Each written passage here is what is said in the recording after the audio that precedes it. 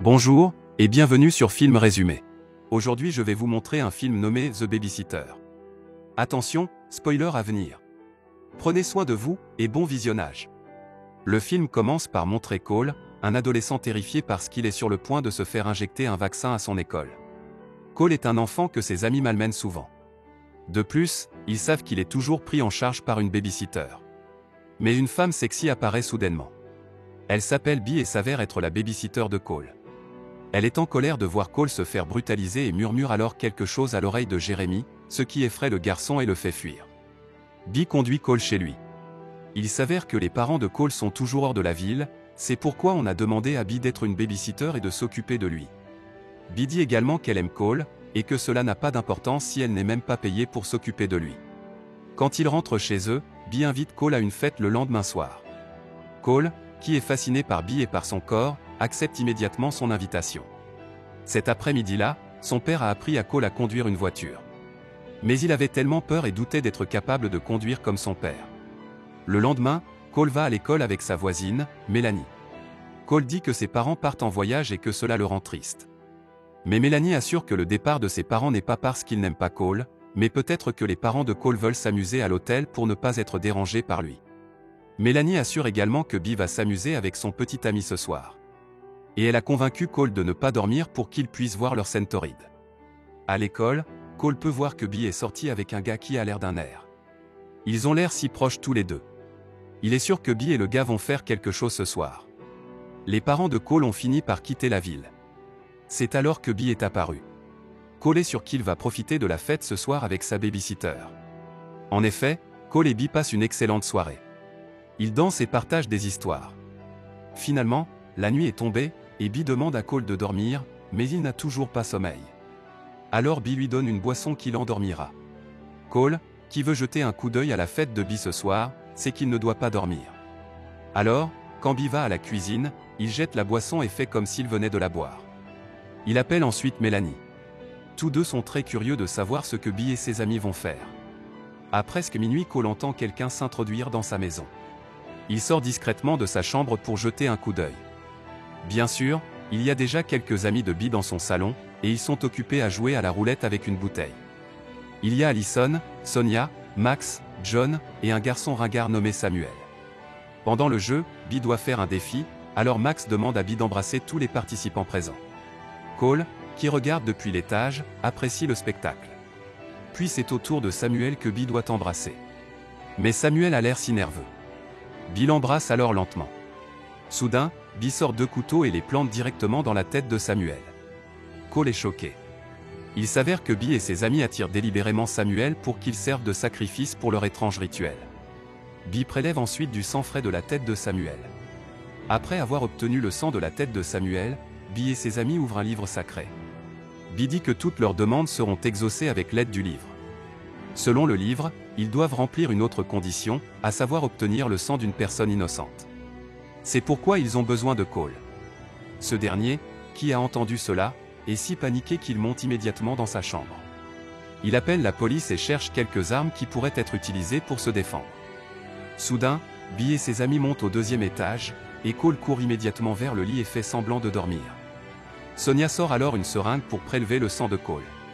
Cole, qui a très peur des aiguilles mais il doit quand même faire semblant de dormir. Sonia réussit finalement à prélever le sang de Cole, et elle le laisse. Réalisant qu'il est en sécurité, Cole court immédiatement vers la fenêtre, avec l'intention de s'échapper. Soudain, il se sent étourdi jusqu'à ce que Bee apparaisse derrière lui. Il perd connaissance. Cole se réveille avec les mains attachées à une chaise. Bee et ses amis sont en face de lui.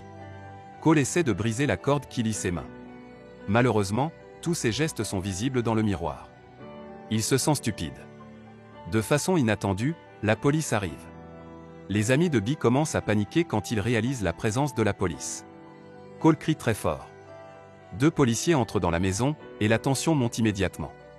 Max parvient à éliminer un des policiers, mais le policier tire sur Allison à la poitrine.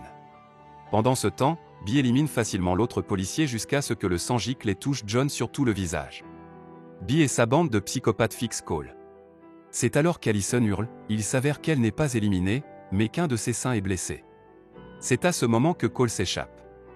John lui court après, Mais il marche, la voiture jouet de Cole et tombe. Bee perd maintenant son sang-froid, et elle doit attraper Cole. Cole court jusqu'à sa chambre et essaie de s'échapper en grimpant sur un tissu.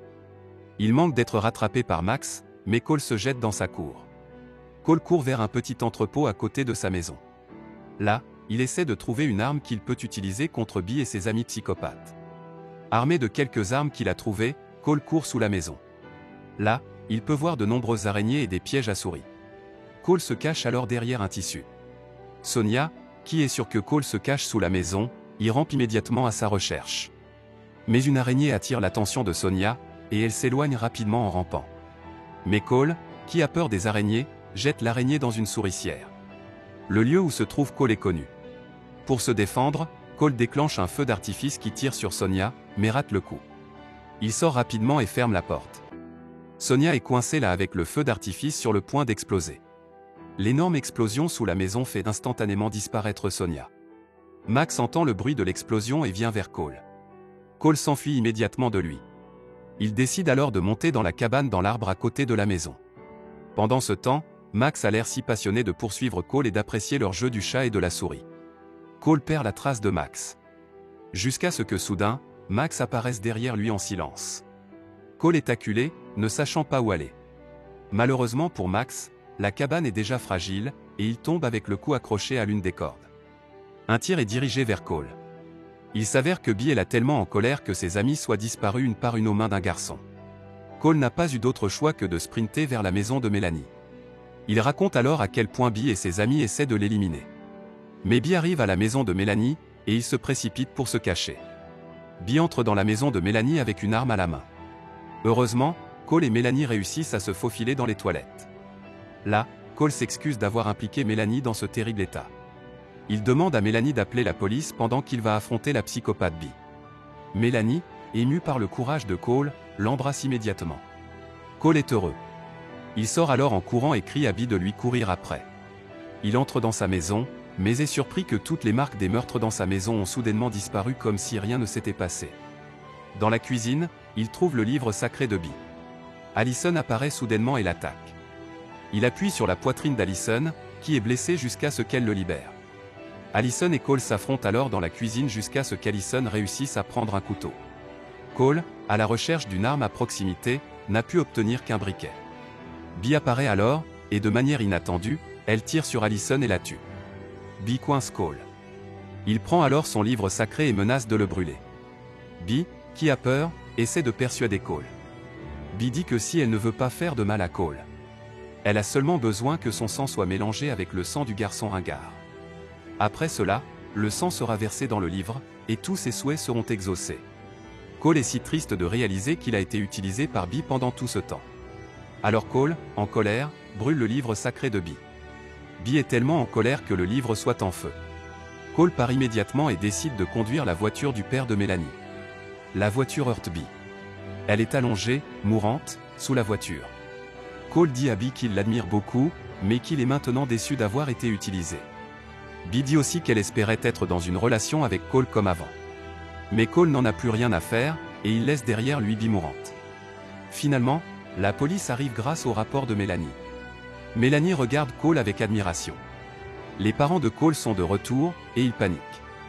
Ils regardent Cole, mais leur fils sourit simplement à son père et à sa mère, disant qu'il n'a plus besoin de babysitter.